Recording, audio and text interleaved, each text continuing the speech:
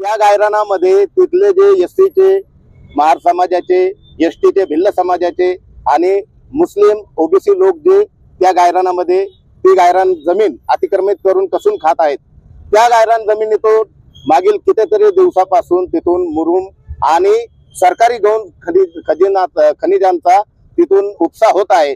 आणि या सगळ्या गोष्टी संबंधित चिकलठाणा पोलीस स्टेशनला लोक जाऊन तिथे तक्रार करतात, परंतु तिथे त्या पोलीसवाले कोणी दाद देत नाही, त्यांना हाकलून लावतात।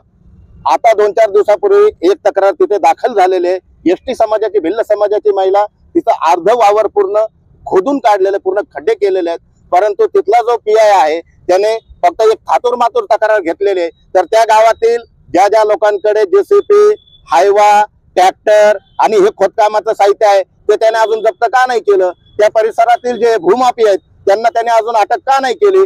त्याने जे सरकारी गौण खनिजांचा जे उपसा करतात ते जे कलम आहेत ते त्याच्यामध्ये का नाही टाकले? हा आमचा सवाल आहे। त्यानंतर एससी एसटीच्या लोकांचं जे सगळे गायरान खोदलेलं आहे त्यांनी तिथे अट्रॉसिटीचे गुन्हे त्यांच्यावर का दाखल केलेले नाहीत? हा आमचा प्रश्न आहे आणि तो प्रश्न घेऊन आम्ही माननीय जिल्हाधिकारी साहेबांकडे आलेलो आहे। त्यानंतर दुसरा भाग असा आहे की या गायरानामध्ये बऱ्याच लोकांचे, एससीच्या लोकांचे सातबारे आहेत, काही लोकांकडे काही प्रूफ आहेत, काही लोक हे सातबाऱ्यासाठी झगडत आहेत, परंतु हा मुद्दा कोर्टात चालू असल्यामुळे आम्ही सन 2022ला मान्य अस्तिक कुमार पांडे साहेबांच्या जेव्हा कार्यकाळ होता तेव्हा आम्ही ते आमरण उपोषण केलं होतं आणि त्यांनी आम्हाला सांगितलं होतं की हे न्यायालयामध्ये आहे, पण आता ते जरी न्यायालयामध्ये असेल तर मग आता हे कोल्या कुत्र्याला खाऊ द्यायचं का?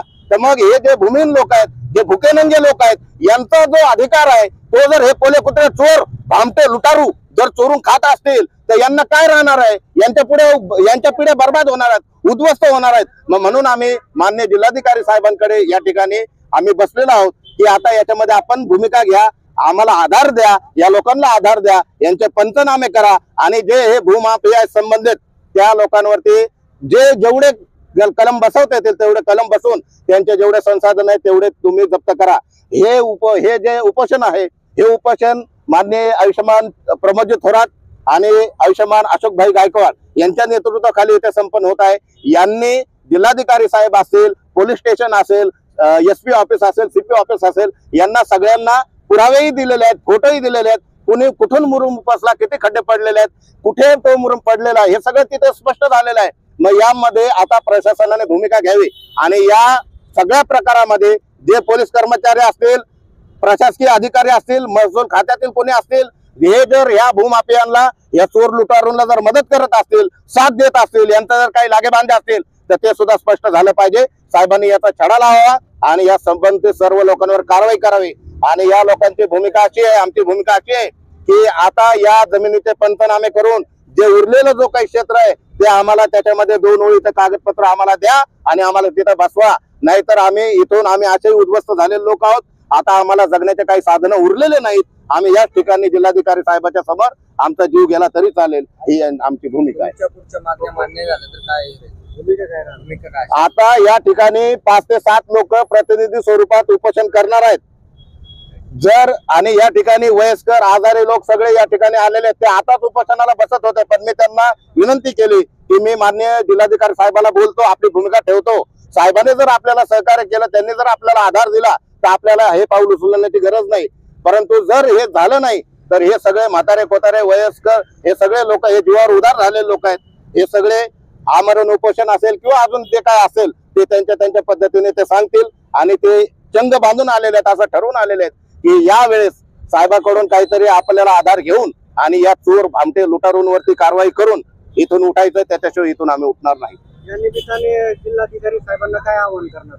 या निमित्ताने जिल्हाधिकारी साहेबांना मी असं आवाहन करेल की जरी गायरानाचा जो विषय, संपूर्ण महाराष्ट्रातल्या गायरानाचा विषय जरी न्यायालयामध्ये प्रलंबित असेल तरी पण आपण विशेष अधिकारामध्ये आणि सरकार दरबारी आमची भूमिका ठेवून आणि या लोकांवरती जो अन्याय होता, एससी एसटीच्या, ओबीसीच्या, अल्पसंख्याकांवरती जो अन्याय होता, त्यांना जे या जमिनी मिळत नाहीत, तर याच्यामध्ये आपण आपल्या स्पेशल अधिकारामध्ये यांचे पंचनामे करावेत, यांच्या एकीला नोंद घ्यावीत आणि बाकी तुमचा निर्णय आल्याच्या नंतर, सातबाऱ्याचा निर्णय नंतर झाला तरी चालेल, परंतु यांना काहीतरी 2 ओळीचे कागद आपण द्या आणि यांना तिथे बसवा सन्मानाने आणि त्यांच्या हक्क मारणारे जे जातीवादी, मनुवादी, जे भामटे आहेत त्यांना ताबडतोब तुम्ही गदाआड तुम्ही घाला।